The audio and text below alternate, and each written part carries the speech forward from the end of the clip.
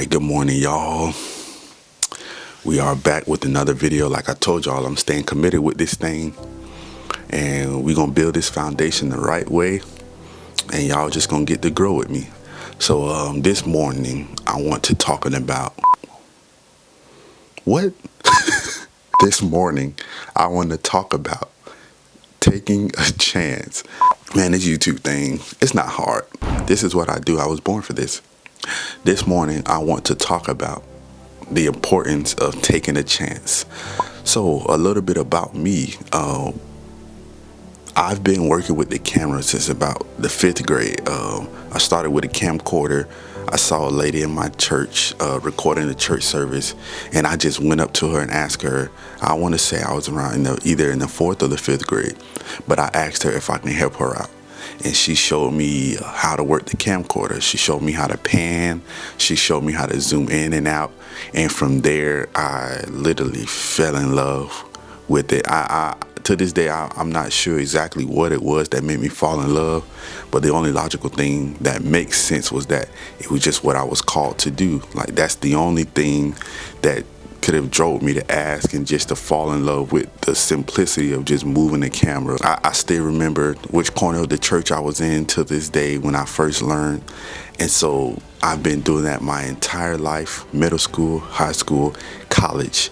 And I thought I would be able to get a job right out of college doing this, but instead the only people that would hire me was an overnight hotel job that I applied for because I figured I could use this to talk with people, to network with anybody that come across the desk, to finally get the opportunity to work with the camera full time. So that went on for about a year, and a year into it, I remember just feeling like I need to just leave. I want to say I'm 21, 22 at this time, and I would just think on it for weeks like, man, I need to leave, man, I need to leave.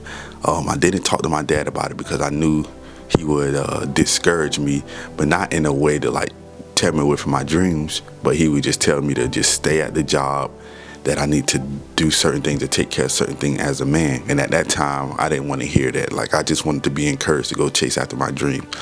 So I went and talked to my mom about it instead. And she told me, Josh, if you feel like this is something that the Lord is telling you to do, then do it. So I think it took me a few days to really muster up the courage to do it. But man, I remember sending that 2-week notice email, because again, I worked overnight, no manager, nobody was there.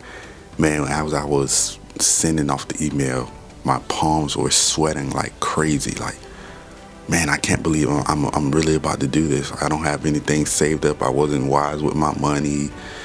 So I was jacked up.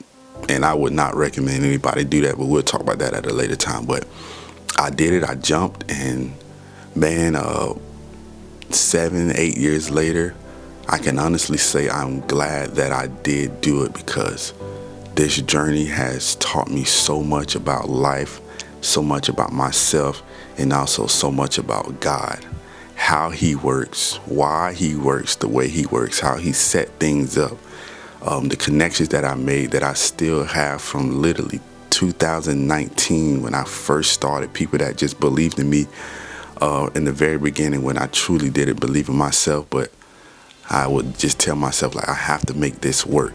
So that's my story, and that is why I made this video. I want to make this video about taking a chance, because it's worth it at the end of the day. Whether you fall flat on your face when you make such a big leap of faith, or whether you succeed, it hurts worse not knowing what could have happened had you taken the leap of faith.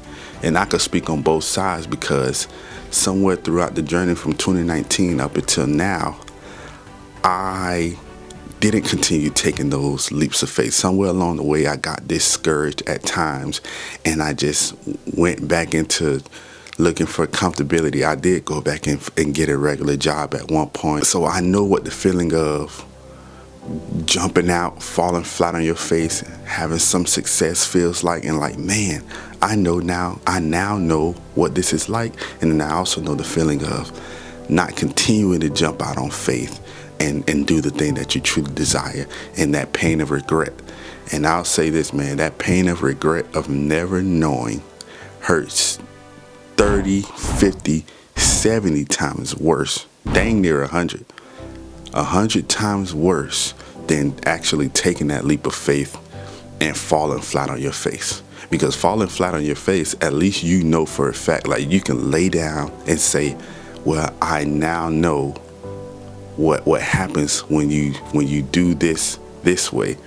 And then you can just go back to the drawing board, make certain adjustments, see where you went wrong, get some advice, and just recalibrate and do this thing the right way, versus just sitting at home, laying down in your bed. It's nighttime, you may be alone somewhere or something like that, and you're really just wondering what the heck would have happened.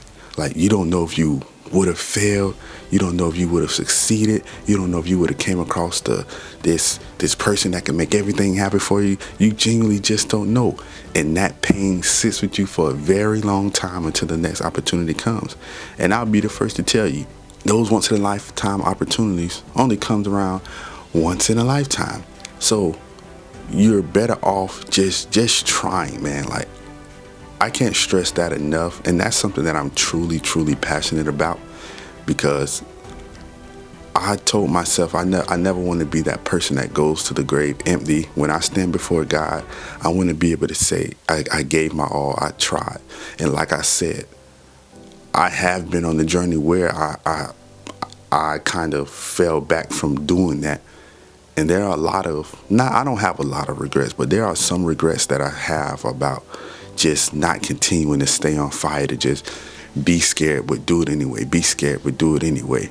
So while you have the chance, I hope that you come across this video at the perfect time in your life where you're just thinking about, man, should I do this opportunity? Should I really do it?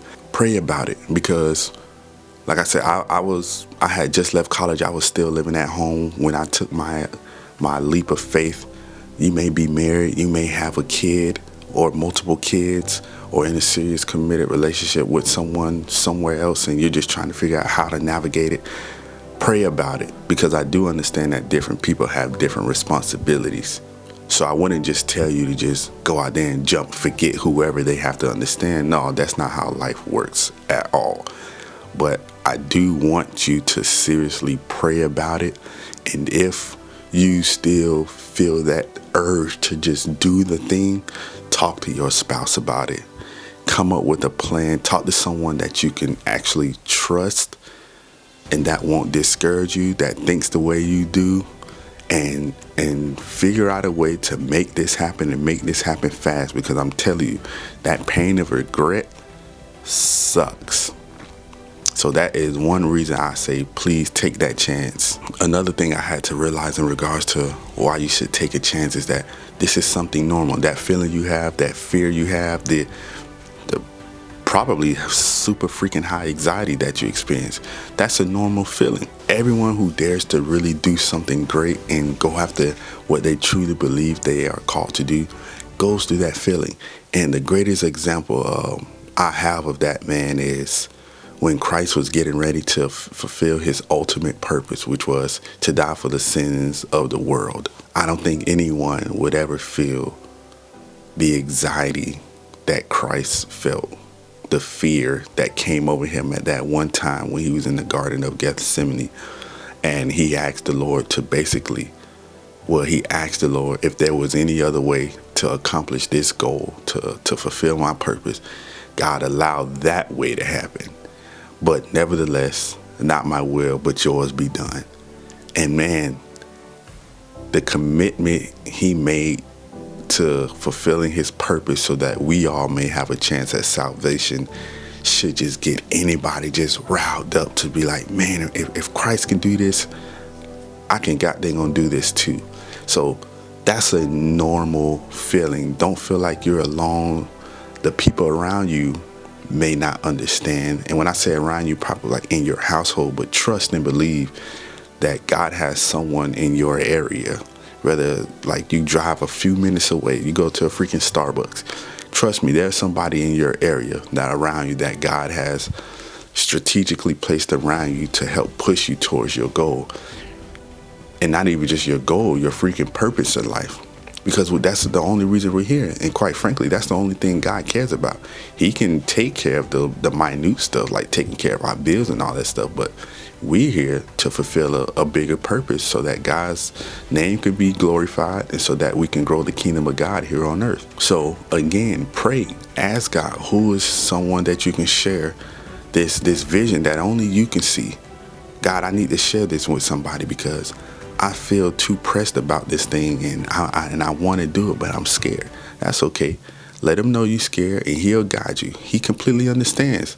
And again, if you need to, think about what Christ had to go through right before he went to die on the cross for us.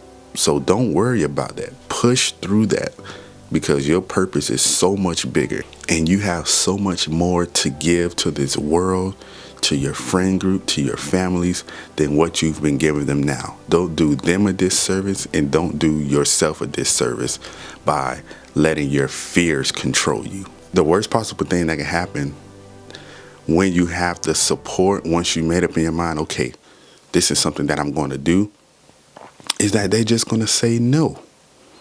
And if somebody says no, cool. That means it wasn't there for you anyway. Because we all like to say, what's for me is for me. So you just got to think about it. You getting to know just helps you get more clear on what path you're supposed to take. So don't look at a no as a discouragement and that, oh, this isn't where I'm supposed to be going. Look at no as, oh, that's just God clearing out the way so I can get to exactly where he wants me to go. Because again, what God has for you is for you. No one can take that away. So just change your perspective on that. Like, man, in actuality, the best thing that could happen for me is that somebody says no, because now this clears out all the crap. I don't have to think about who should I bring with me. I don't have to think about who's the right person to me and for me. Who am I trying to reach? Who are my ideal clients? Who am I trying to sell to, serve? Everybody that says no just makes it easier for you. So that's honestly the best thing that could happen for you. And as you get more no's, God is just helping you narrow it down, and you're just focusing more and more on getting that one yes. And when you do, the train just keeps on rolling.